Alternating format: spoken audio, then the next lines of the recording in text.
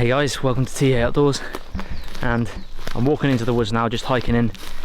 Today, this episode is going to be about hammock camping. I've had loads of you asking me about, you really enjoyed my tarp setup and my ground tarp in the previous video, so you want me to do a hammock and tarp video. So I've had a listen to some of your comments and had a read through, some of your comments and been listening to you guys. So, got a hammock, obviously you already got my tarp, and this episode is going to be all about hammock and tarp camping.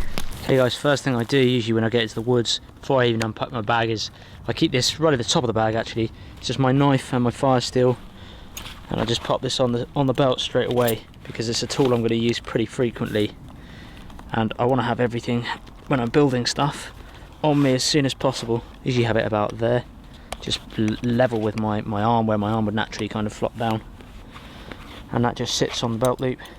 It's not on a dangler, so it will, wherever I follow, it will bend, but nice and easy to access. The fire steel's just attached with a bit of shot cord, nice and easy just to keep it attached. Just a bit of red deer antler there, and the knife, for those who are wondering, is a Virtus Utilis in spalted maple, which I love, from me by my buddy Sam at Virtus Knives. The next thing I do when I'm out in the woods is usually I've got my folding saw, and I'll keep that in my cargo pocket, so that goes straight in the cargo pocket, fits in nicely on these trousers. So I just pop this in the main pocket there, and it tends to it can actually clip in with the trousers like that, so it doesn't go anywhere. So that's it. So I've got that, and my axe I only carry with me. I don't really walk around with it, I just carry it when I need firewood. So I found a nice opening. If I move the camera like this, you can see right behind me here, all around that space here is a nice opening for me to put up my hammock and tarp. I just need an area clear enough to have the tarp and the hammock, and obviously the main thing is check these bad boys above you, people, because any widowmakers and dead falling branches are dangerous. And there's a nice gap up there, as you can see behind me, nice gap up there where there's no trees and stuff to fall on my head when I'm sleeping and damage the tarp, and more importantly damage me. I keep my hammock in this stuff sack. It's just a cheapo stuff sack that I've got. Does the job. I don't know what size it is, but this is one of the hammocks from DD. I'm not sponsored by them. It's the Frontline hammock. I'm not sponsored by them. I paid quite good money, and it's quite expensive actually for the money, but they make good quality stuff. Now I just lie this out in between the trees. It's got a protective sleeve on it, just to keep it dry if it were to rain, but also to protect it when I throw it on the ground. So now I lie it out in between the trees. So these are my two trees that I'm going to hang it from there, and I've just spread it out, the hammock, to the tree up there. And here's the quick tip I'm going to show you. I'm just going to clear this area of ground, guys, so you can see a bit better and give you a bit of backdrop. There you go. Okay, so this is a little tip I actually pretty much figured out myself, as you do sometimes. I haven't copied this from anywhere as such. I literally just was trying to sleep one night, and then I stumbled across this idea. So I've cut myself two sticks that are, what, 6 inches probably in length. It doesn't really matter what length they are too much. And the next thing you need to do is cut a notch here and a notch there, which is basically the width of the webbing of your hammock. And I just roll my knife. I roll, rather than put all the stress on the knife, it could skid into me. So I'm actually putting all the stress, I'm using all the power, pushing this stick up into the knife, just to get my sort of stop cut in there. You can slice across, but you don't want to put too much pressure on because it will cut in. Once you've made deep stop cuts like that, you can do some slice cuts, cutting away from you. Use the power of your thumb pushing on the knife up to that other stop cut. Get rid of the kind of top layer of bark first. So this is kind of the finished article, as they say. All it is it's almost like a spindle effect that I've created, and I checked that the webbing can fit over that, and it can, and I've checked that the webbing can fit over that, and it can. I've made it deep enough so that it doesn't skid side to side, it kind of pinches in there. So I'm going to do the same to the other stick with the same diameter, and then I'll show you what I do next. Okay guys, well there's my there's the two sticks that I was on about, both of them of which fit this webbing strap over them. I'm going to explain now how they work. Okay, so under this hammock sleeve, just so you can see, is my hammock itself. So I'll just pull that back. And what I do for this, maybe you can see this, and explain basically when you're hanging your hammock, it can get wet, and you can because the water runs down this webbing strap. Where it rains and it's against the tree, it runs down the webbing strap into your hammock. Now most people, or a lot of kind of bushcrafters out there when they're hammock camping, will either not use these webbing straps and use different like, you know, stronger straps, so proper rope and things like that, and they'll then either cut this and have a carabiner or an O-ring here and then another carabiner there, so that there's no webbing in between and it just drips off whatever carabiner or O-ring is there. And then what I do once that's close together is I put my hands through here, come underneath here to grab the webbing, so it's like creating a hitch really, then throw it back in front over there. So effectively what we've got, it's almost like a prusik knot or a prusik knot, like that.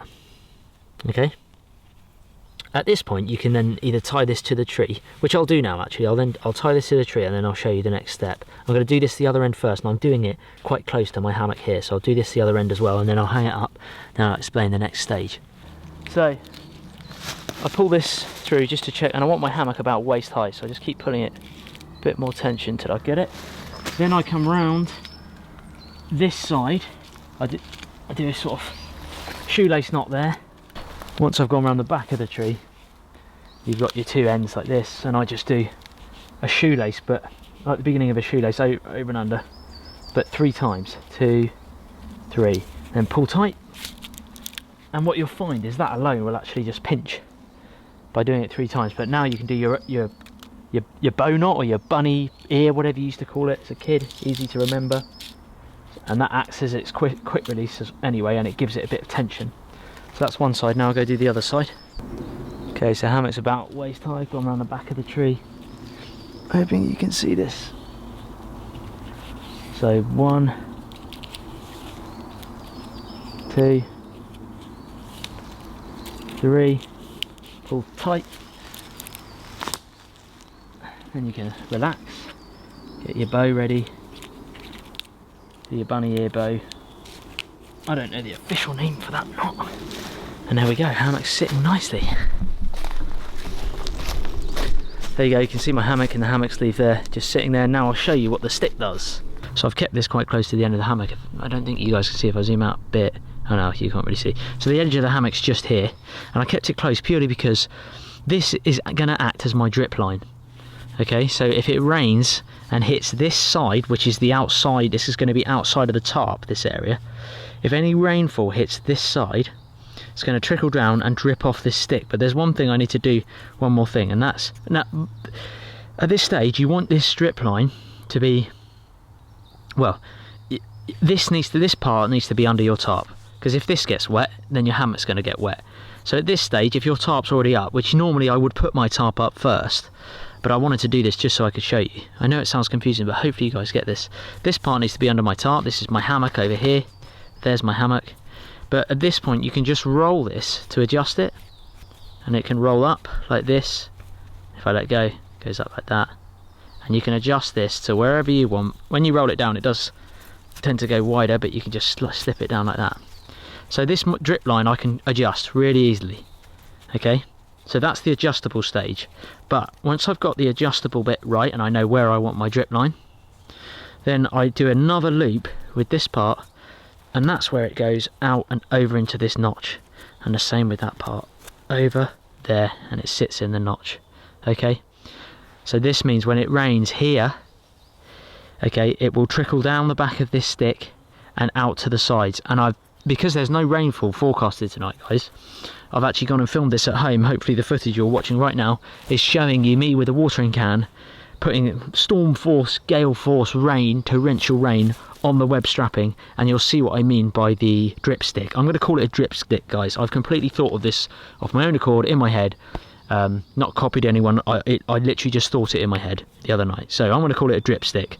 But you can see it working now. The rain trickles down the webbing, comes down here, then it's got nowhere else to go but down, because gravity's going to take hold, so it drips down, follows to the end of the stick, and then drips off. Okay, this one I've made here is a little bit better than the one you saw in the video, but you can see the principle of it. Okay, drip stick, nice and easy to make. If you guys are worried about your drip stick falling out when you go to tie it, it's okay, because as you pull here, the tension actually keeps it together. If you look, I can shake it up and down and it keeps it all together. So make sure it's all lined up to begin with. Then go and take your tree hugger or your webbing, whatever you got, your rope, out to the tree. Okay guys, so I got my tarp again in a compression sack. This is a 5 litre one, I think. And first of all, I've got to reset this because I've got it set for a ground setup. So I just get my ridge line out and lay the tarp out completely flat because I've got to redo it ready for. Usually I have a sort of quick mode that I can put it up, but because I'm putting up a flying tarp today and I've previously done a ground tarp, I've got to change it all. Okay, for my tarp, I'm just going to show you at this level so you guys can see. I've got a loop at one end, and just like this, and that loop goes round. This is my ridge line, the main line here. Pull that through. Got this from Mike at MCQ Bushcraft, and I cinch that down, and that actually cinches on itself as you torque it up a bit. And that, as you let go, just holds, and that gives me enough working end slack to tie up the other end and hitch it up. But I'm now going to tie this above my head. I just thought I'd show you guys at that level so you can see, you know what I'm doing.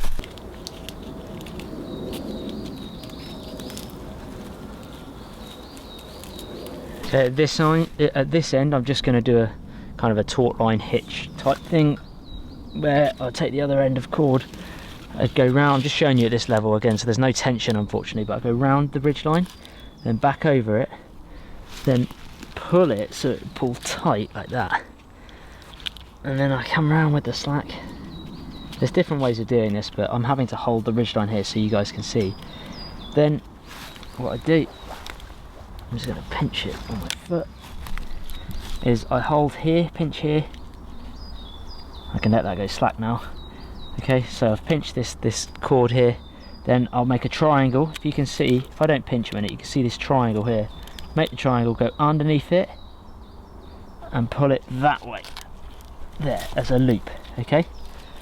And after that, it's not tight at the moment because my ridge line's not tight. I'll then pull this as a quick release locking loop around, and hopefully if I pull that tight, it's very difficult to do without seeing it. It would look something like that.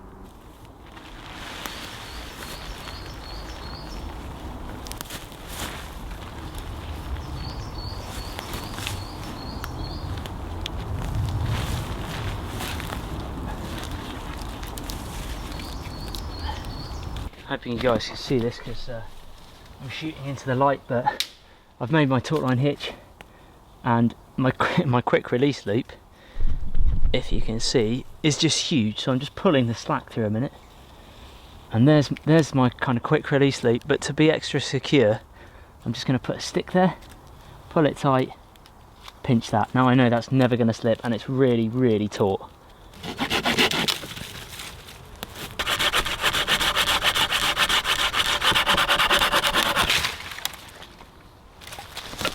So these are going to be my stakes, my guy lines. Just going to batten. Again, thumb push. Slice cut up to the stop cut. Get rid of the surface bark first so you can see what you're working with, and then start to create that notch.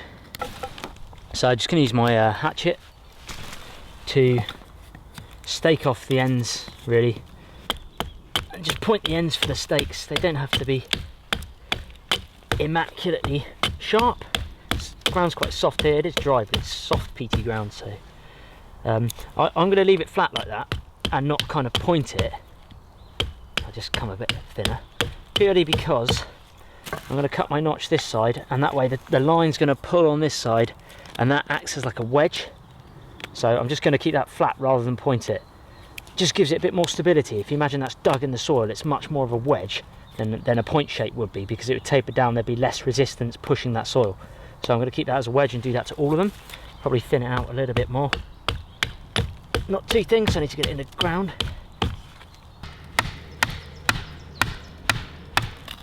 I've abused this knife quite a bit lately, and it's holding up seriously well. Sam does a lovely job. Nice and thick for battening, tough steel, holds the edge well, can't complain. Makes damn good steaks and not the edible kind. If you can see that, just a simple notch, and there's the other end. Guys, it's pretty difficult to see because I've got this so high up, that's why it's silhouetted, but this is my Prusik knot, and just a little loop there. I've tied that off with just an overhand knot like that, so it's about 3 inches. And the way this works is the Prusik knot, when it's under tension like that, it doesn't slip, so that's going to make my tart nice and taut. However, if you loosen it a bit and push up, it can slide nice and easily. So it's an adjustable knot, the Prusik knot. Really, really good knot there. So I'm going to attach this to my tarp like so. And all I'm going to do is, I've got 2 sticks, well, this is one for each end, but there's a stick like that. I'm going to tuck the Prusik loop through the tarp loop, back on itself, and put my stick there. Let it pull it down a bit tauter like that, so it sits like that and it basically pinches on itself.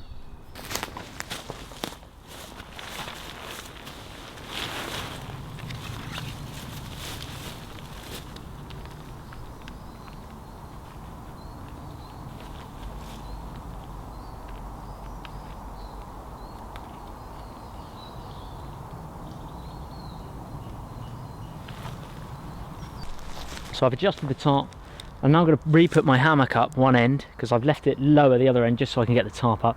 So I'm going to redo the hammock up that end, then just adjust the tarp so that it's sitting perfectly over the hammock. So before I put the tarp over the hammock and get it sorted out, I need to set up my hammock, and I'd rather do it this angle so you guys can see it. So I'm just going to take the hammock sleeve off, that's just the protector, and it slides down, and I'll just keep it at one end.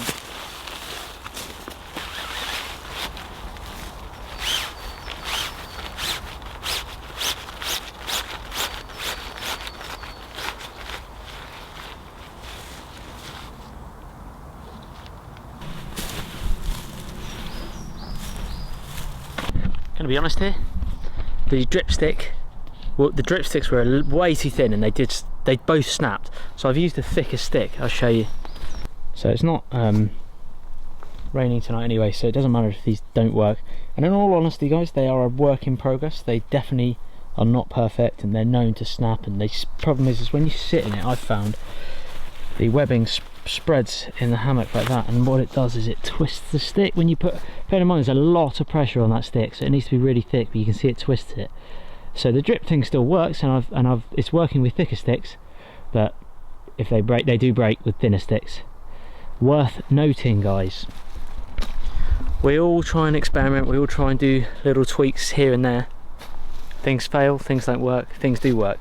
The drip stick definitely works, it's just it needs tweaking, it needs to be a bit thicker sticks, and who knows, maybe you guys out there have some ideas. This is not something I would do all the time. If I knew if I knew it was going to be really heavy rain coming, to be honest, I'd change the hammock setup and get some proper carabiners, because I guess carabiners, the thing with carabiners is they can take your weight. If you get the right carabiners, they can take, you know, hundreds of pounds. So to be on the safe side, especially when you're hammock camping, I would get carabiners or the O-rings to begin with. Well, you know, just to be safe, because you don't want to fall over in the night. So we learn things new every day, people. Anyway, let's get this tarp up. So I've got my hammock at the right height, and now this one has a mesh top to it, and the reason being I've got the mesh one is because this pine forest has so many bugs in it, and the wind doesn't flow through here very much, so there's generally lots of midges and mosquitoes, etc. So attached to this part of the hammock is some shock cord, just some elastic bungee, and I'm going to tie that to the top of the tree over here each side, and that gives it some lift in the hammock then.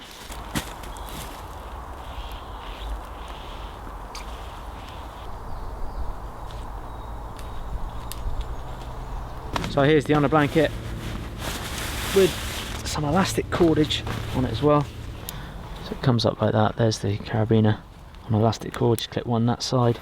I've already measured these to length and got all the cord right length before. There you go. Make sure it's the right way round.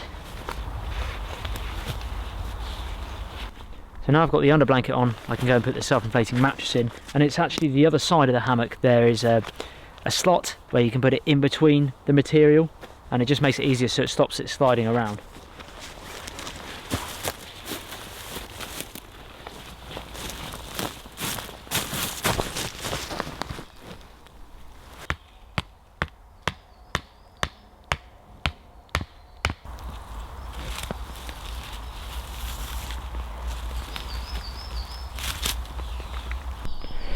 Just a tip guys, same for this applies to camping as well with guy lines and guy ropes.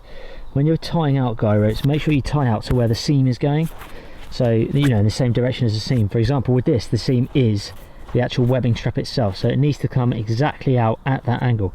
If I suddenly started tying out at this angle, your tarp will not look as tight, it won't tighten up and it will start to sag. So make sure that everything comes out at the exact same angle.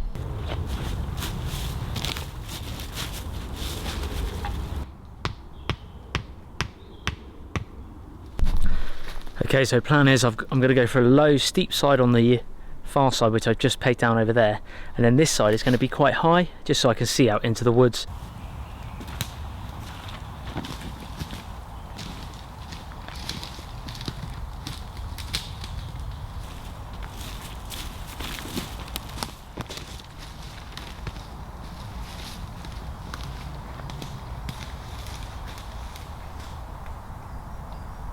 Here's the setup from this angle. You can see the prostic knots I've tightened right now to keep that tarp, and that's really taut. I mean, that's really tight, that tarp. Just pinging that there, it's really tight. Any rain that falls is just going to go straight off. So I did bring a sleeping bag with me, even though I probably don't need one at all tonight. That under blanket would do it fine. But I've got one. This is my kind of summer bag, which is kind of a 2-season bag. So I've set the tarp as such that I can actually walk under it. So it's pretty much, if I go back here, I can walk under my tarp and it's nice and free. I don't, if it was at an apex like that, I'd have to bend over all the time.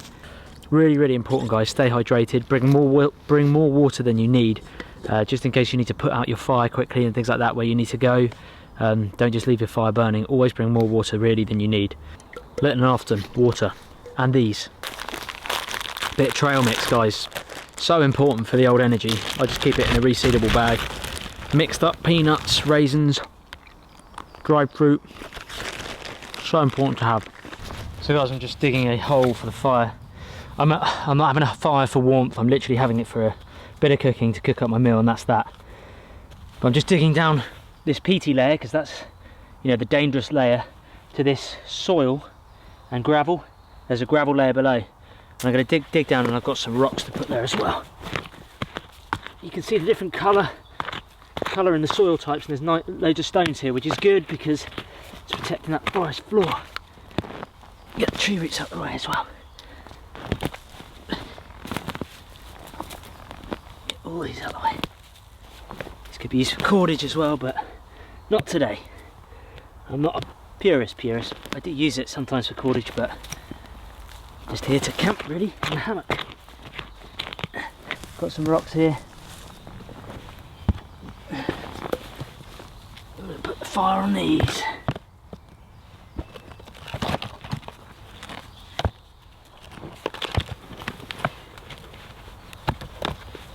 Like a jigsaw puzzle. Got a little tinder bag up there as well. It's my tinder bag that I've been using. Stamped in a little camp logo there. I say camp, it's like the woods. And also I've changed the toggle, so this used to be the toggle that nested up against the bag to keep it shut, and that used to be the toggle red deer antler at the end. But by putting this toggle here, I can wrap it around the bag and then go through the hole here, and it locks it off, and it actually keeps the bag completely locked close, which I think is really neat. So that just keeps it all completely sealed then. And then to undo it, I just take the deer antler, slot it through again, pull it out, and there we go, it's undone. So today, I'm not going to faff around, just going to go birch bark, bit of birch bark, get some birch bark scrapings. There's a bit of birch bark, nice and red and resinous. Just going to split these, they're already pretty much split.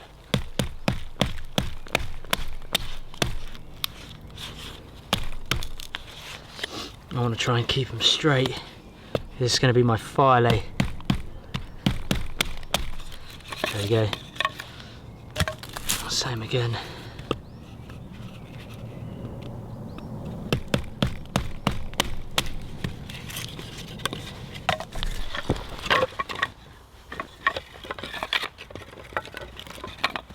This is already dry anyway, but by splitting the wood, it helps to make the fire catch a little bit quicker, because it can burn into that inside of the wood, which is nice and dry, as opposed to it being completely that way up, where it's got to get through all the bark and generally the damper part of the wood.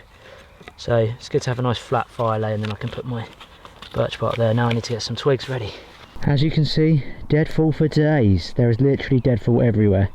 Don't have to worry about cutting down live trees, people. It's all over the place. Yoink!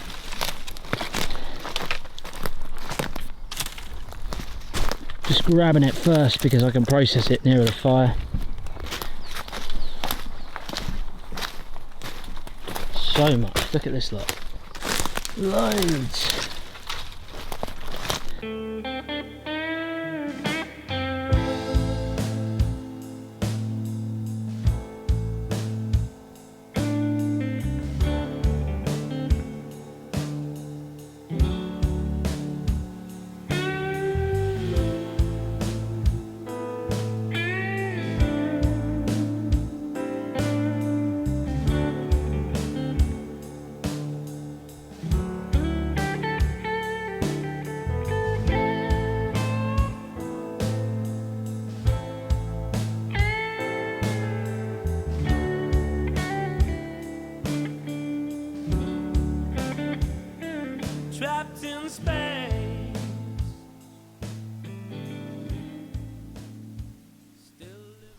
Okay, fire's going.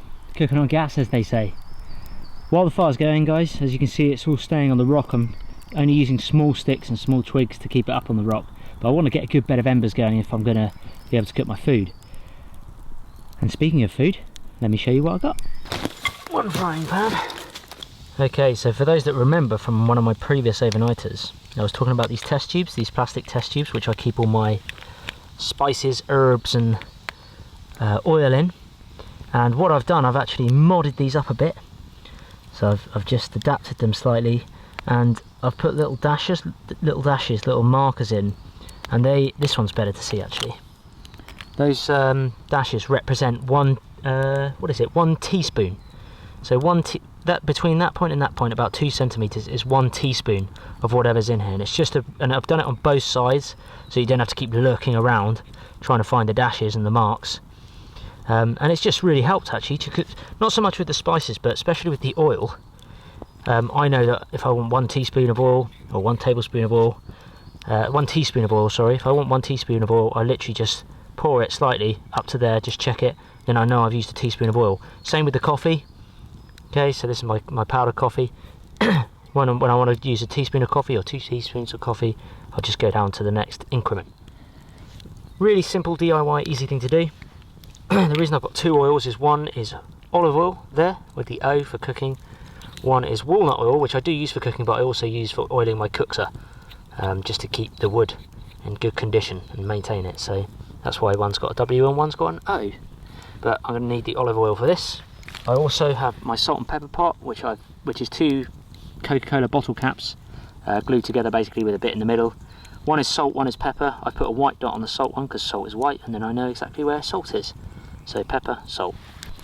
So in my frying pan, obviously I'm going to put in some olive oil. Doesn't matter about teaspoon, tablespoon sizes, just a good amount. And then in here, I've basically got chopped up pepper, red pepper, onion and mushroom. And that's all been in there, it's nice and sealed in a resealable bag. So I'm going to cook those up in a minute. A nice steak. So let's get cooking. So I need to keep the fire going this side because I know that's hot under there, but I want to be able to keep it going.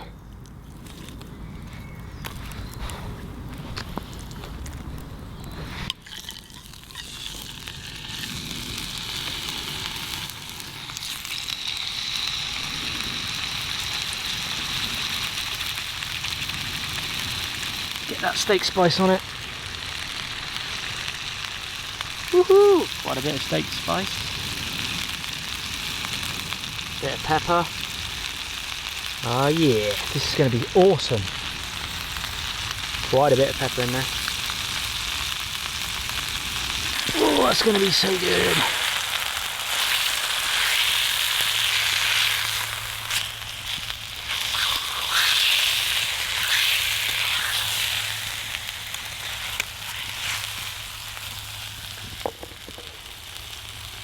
Come on, buddy, cook away. Let's get those veggies in there. It can all fry up. Oh, this is going to be good. I'm actually excited. Don't know about you guys, but I always get excited about food.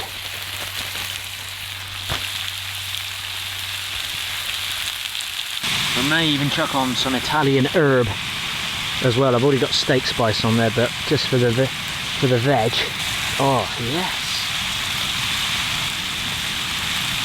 Can he wait, mate? Can he bloody wait?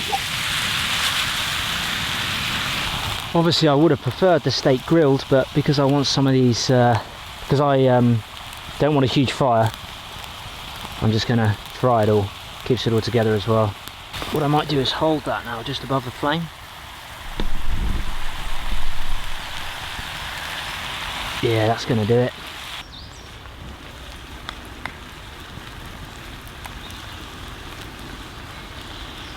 Using the good old Opinel. I think it's a number 8 I've got here. Oopsie. Yeah, number 8. For the steak cutting, the most important part. Helps if you undo the safety mic. Lovely knife, so cheap. Most of you guys probably have them. Really, really good knives. Let's do this. Here we go. Oh yes, moment of truth. Shouldn't really cut in a frying pan, but oh, this looks amazing. Oh, unbelievable.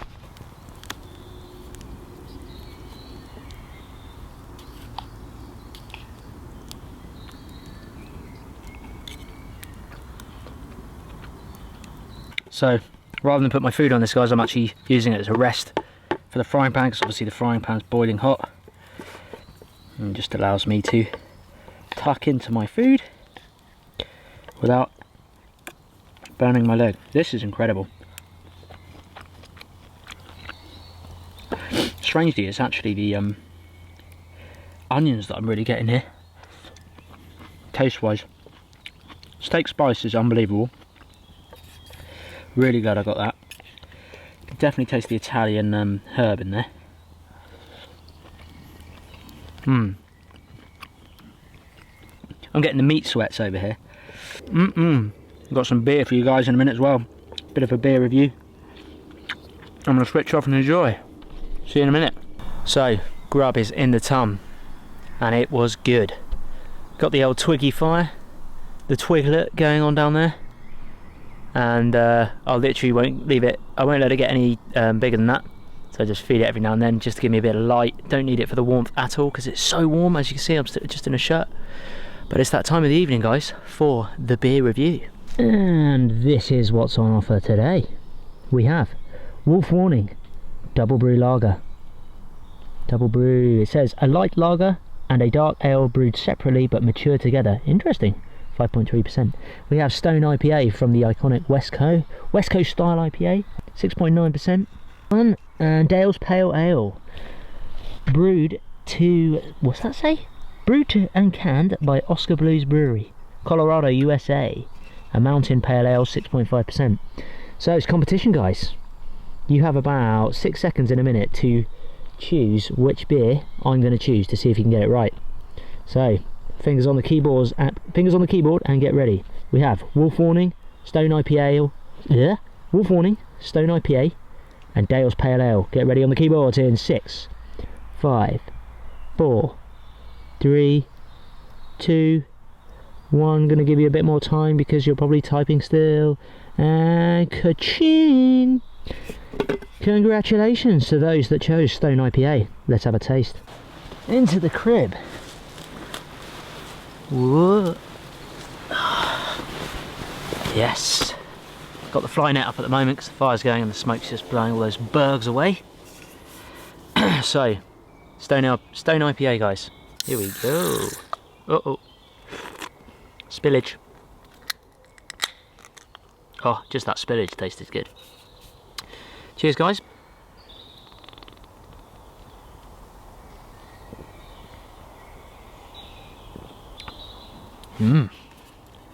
That is nice.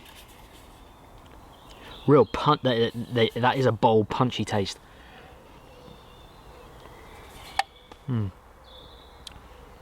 Very hoppy. Very hoppy. Lovely though. Very nice.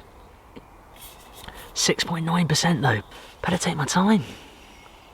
That fire's awesome, just reflecting like that. Can't really get the heat, but just the light. I love springtime. I just love the later evenings. All the wildlife, the flora and fauna that comes out. I've seen a fox today, actually. I've never seen a fox in this woodland of years and years of being, like, coming to this woodland. I've never seen a fox ever. And I saw a fox in the middle of the day at like 2 o'clock in the afternoon. What's that about? Confident bugger. So I've seen a fox, seen 2 grey squirrel, and what else did I see? A rabbit, a small bunny, baby bunny. And there's loads of game trails around. So I do have permission actually to shoot here as well, which might come up in upcoming videos. I know I put up a shooting video recently, or a video where I announced I would be doing some airgun or air rifle videos. Some of you disapproved. That's okay, like, I get that. You know, a lot of you don't like killing animals and that sort of thing. That's completely fine. You're completely welcome to your opinion. I think what I meant with the video was basically, the channel's called Totally Awesome Outdoors, TA Outdoors. Okay, so it's everything to do with outdoors. I might upload a fitness video, not that I would probably do that, but you know, it's anything to do with the outdoors, guys. So it's not Totally Awesome Bushcraft, it's not TA Bushcraft. It is just TA Outdoors. It's everything outdoors. And some people enjoy shooting, some people enjoy bushcraft, some people enjoy camping, some people enjoy fishing. You know, I like all of those things. So that's really what the channel's all about. It's getting people outdoors. And when it comes to the shooting, it's dispatching mammals and birds humanely, either on George's farm to help him with vermin control, because they destroy his crops, or so either vermin control or to eat.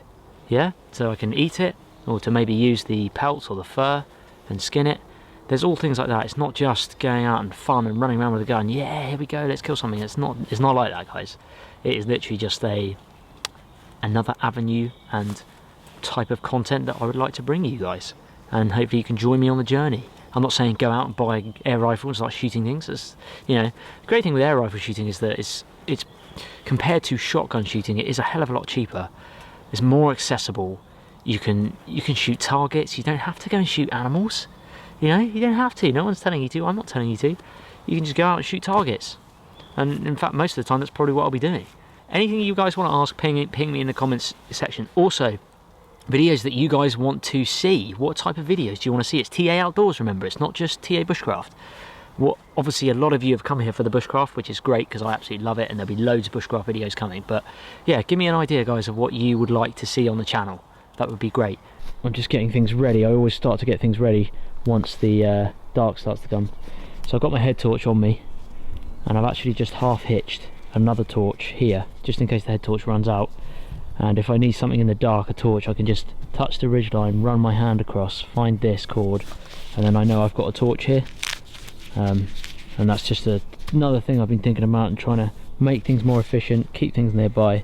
So I've got a torch right there I can get to if I need to. If it rains, I can then put it on this one and just let it hang from this one. But for now, it's staying there. And there is, look at my frames dropping. My camera frames are dropping because it's too dark. It can't handle the low light. Anyway, sun is pretty much gone. I know it looks like it's light, but oh, the moon is out. Albeit this is a pretty crappy shot of it. Either way, that is the moon. So because I'm not having a huge fire tonight, and it will in fact burn out pretty quickly, I brought along with me for light the trusty Feuerhand storm lantern or hurricane lantern. Awesome piece of kit. Literally every bushcrafter needs to have one of these. I'm not sponsored by them. I paid for this. I love it. I've had it quite a while. It's an awesome piece of kit, guys. So it's a bit dark to be able to run you through this lantern, guys, but it basically runs on paraffin. There's a wick just here. If I wind it up, hopefully you can see that. There's the wick. You're going to light the wick, and the paraffin's in this tank here, and you can adjust the brightness, and it's sealed in this glass, so it's completely waterproof and windproof. Fantastic piece of kit. Honestly, this is awesome. So you basically push this lever here to raise the glass, and it clicks in. There you go. So what I'm going to do is light this stick in the fire without burning my hand off. There you go. Blow the stick out, and then turn the wick, put the glass down like that, turn the wick right down. Always have it down low to begin with because it soots up the glass. And so I'll just let the glass warm up a bit, and then I'll show you the amazing Fewer Hand storm lantern. Really cool piece of kit. Okay, I'm trying to film in a really dark place. It's not quite dark yet. Just to show you, this is the lowest setting of the lantern. That's as low as it goes. I mean, this thing punches out some serious light. Look, boom. I mean, I can whack it right up, but then it flickers, and when it flickers, it's not good. So I'd literally have it at that. And apparently, I've heard rumours they can last about 19 hours on this sort of really low setting like that. It basically sucks up all the paraffin from inside here over a period of time, and eventually, once the paraffin's gone, it then burns through the wick. But just, I mean, these are years old. These are so old. But they work an absolute treat. They are truly awesome. And those long-term subscribers of ours will have seen our the old anchor lamp and tilly lamps that Dad has.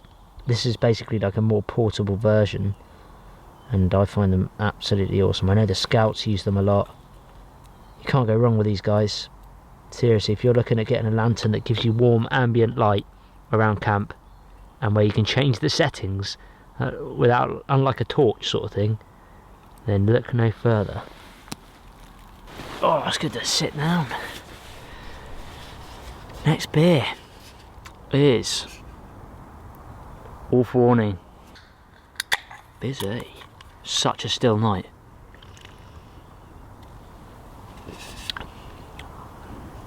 Wow, that's unique.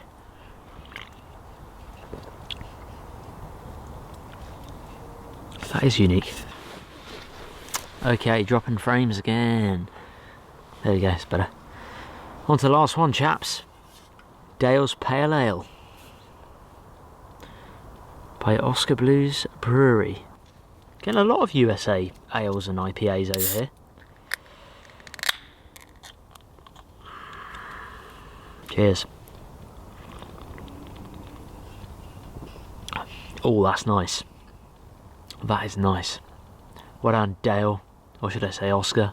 Dale or Oscar? Well done, chaps. Good lads, that's a good one. It's going to be a tough call between that, Dale's, and this Stone IPA.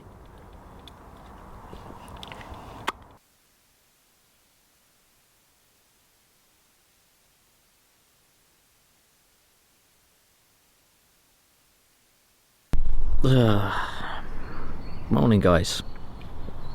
My verdict on last night is not great, to be honest. I didn't sleep that good at all. I was up quite a few times. A little bit chilly this morning. Glad I've got the under blanket. I'd have been really cold if I didn't have that. Drip sticks suck. Drip sticks suck. Honestly, I thought they were an awesome idea at the time, and they worked great when I wasn't in the hammock. But as soon as you get in the hammock, they put so much strain on the stick that it just twists around. And last night one popped out and it made a massive judder. My whole hammock like slammed. So perhaps you guys might have a theory or some sort of better idea of how to utilise the drip stick. But it didn't really work for me. This is my bedroom view. As you can see, I have the ocean view. But fire's out, gotta get that going again. Get some breakfast cooking. Just do the same thing as yesterday, guys, because it's cold, and this is probably one of the quicker ways to light a fire.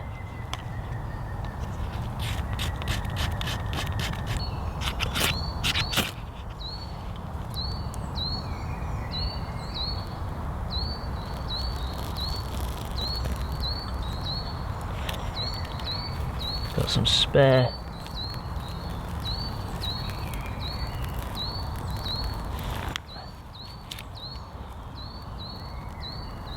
There we go. Should do it. So I've got this stick as a brace to lift these up, just to allow the oxygen in.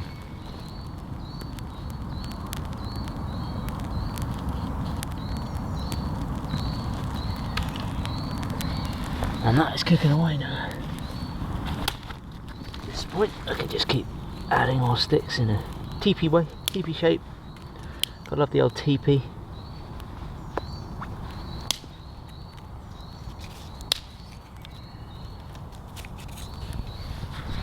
I don't want to suffocate it though.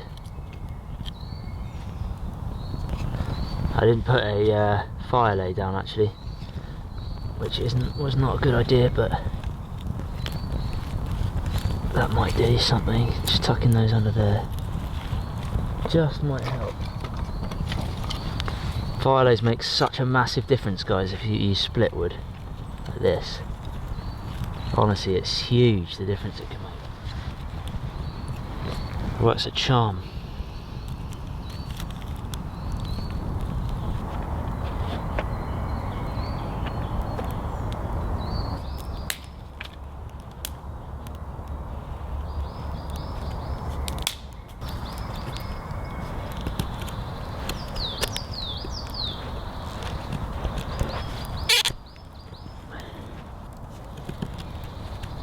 I'm making basically a cabin notch, nice and flat.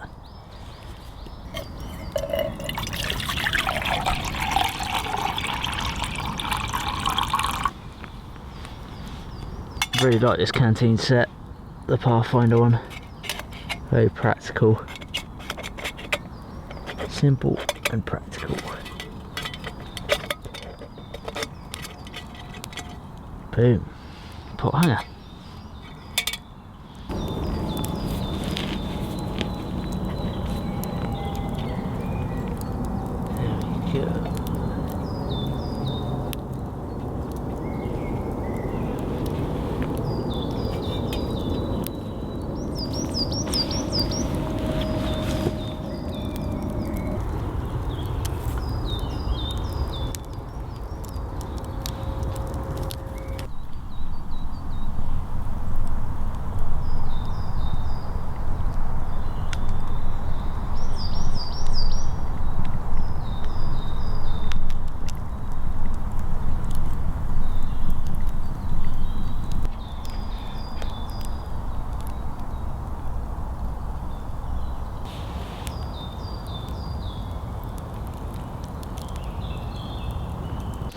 Oh, got my lovely spalted beach cookser, which you guys have really enjoyed.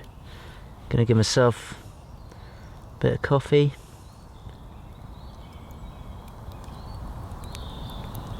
There we go, don't need far. Small amount goes a long way. There we go. Let's have a full cookser. This is a 10-ounce cookser, so I want loads of coffee. Boom.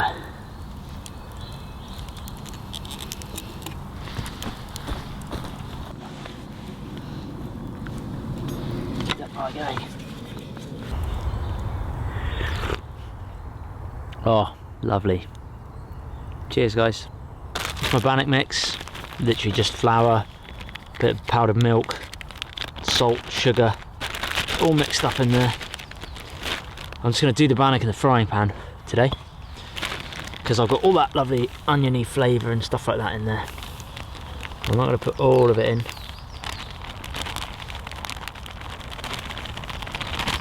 That'll do. I want to keep some back. Spread it out, make a hole, get some water. Little and often with bannock, just to get it the right consistency. Always good to mix it with a spoon beforehand, otherwise you get really, really gunky hands. So I find it's best to spoon mix it first. Ball it in my hands and it doesn't stick, and I can shape it. So all I'm going to do now is get it off my hands, because it is gunky. And do you remember that trail mix that I had yesterday? I'm going to pick out some raisins and pop that in the old bannock as well, give it a bit of sweet flavour to it. I don't really want the peanuts because they'll change the consistency completely of the bannock. So I'm just picking out those and then eat the peanuts, don't waste them. Mix them in. Bannock is almost ready. And flatten it out now. Obviously, the thinner you make it, the quicker it will cook. I'm just going to fry the bannock today. Remember that walnut oil I had? Going to use a small amount of that, mostly on the pan actually.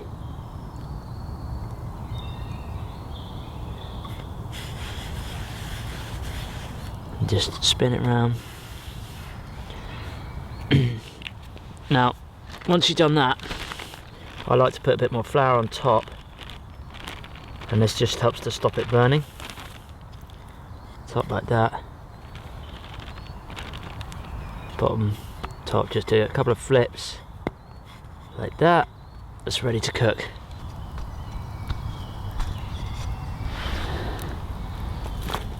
Oh, I want to be able to cook, but also keep the fire going on one side, so got to be careful how I do this. There we go, that'll do.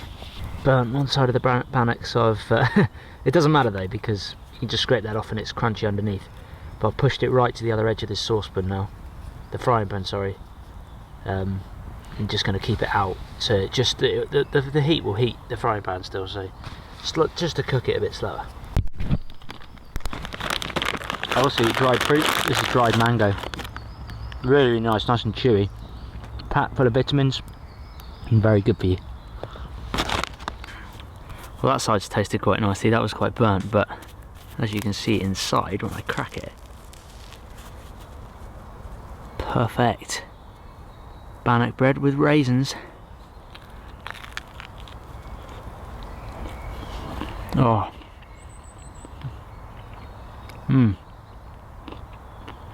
That is lovely. It's almost like elven bread. Who ate all the last crumbs of the elven bread? Fat hobbit! Great thing about bannock is that you can make up the recipe at home, put it in a Ziploc bag, carry it wherever you need, and then whenever you've got a little campfire going, or even on a gas stove, you can cook away. Just be aware, frying it like I did can burn it. So take your time. Well guys, belly's full, and it's that time of day to pack up now. Fire I'm letting go out. The bannock was great. Just gonna let the fire burn out and then pour some water over it and leave no trace, as they say. Pack the hammock and the tarp up and then be on my way.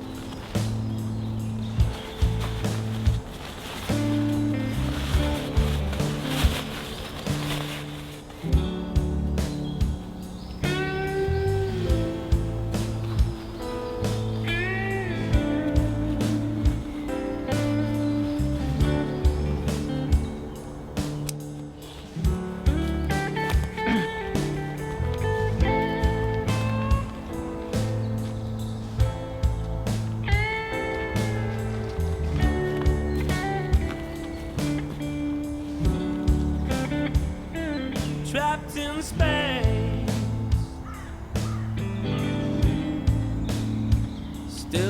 and every day. In a positive way. I know it's hard.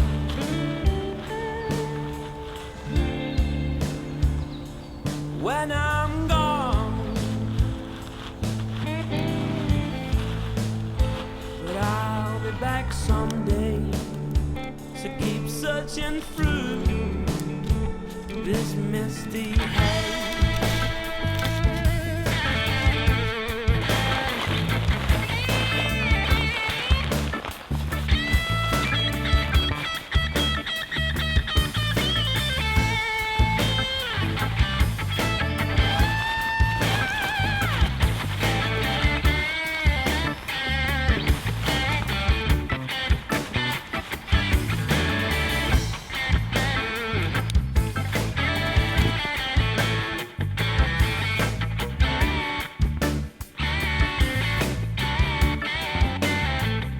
It's only a phase.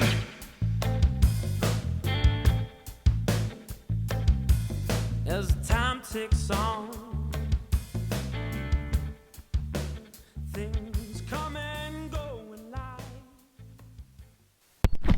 Leave no trace, no fire was here.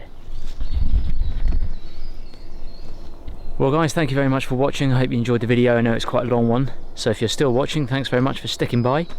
And please do, if you're liking the videos, please do subscribe. I'm getting quite a few views compared to my subscribers, so it'd be great if you could hit that subscribe button. I'd really appreciate it, and possibly give it a thumbs up if you enjoyed it and learned something. Hopefully there's some people out there that might be able to help me with the drip stick issue. Just experimenting really, guys. It did work to an extent, but it needs definitely something doing to it to make it more efficient. But thank you so much for watching, and hopefully I'll see you again soon for another overnight video. Cheers guys.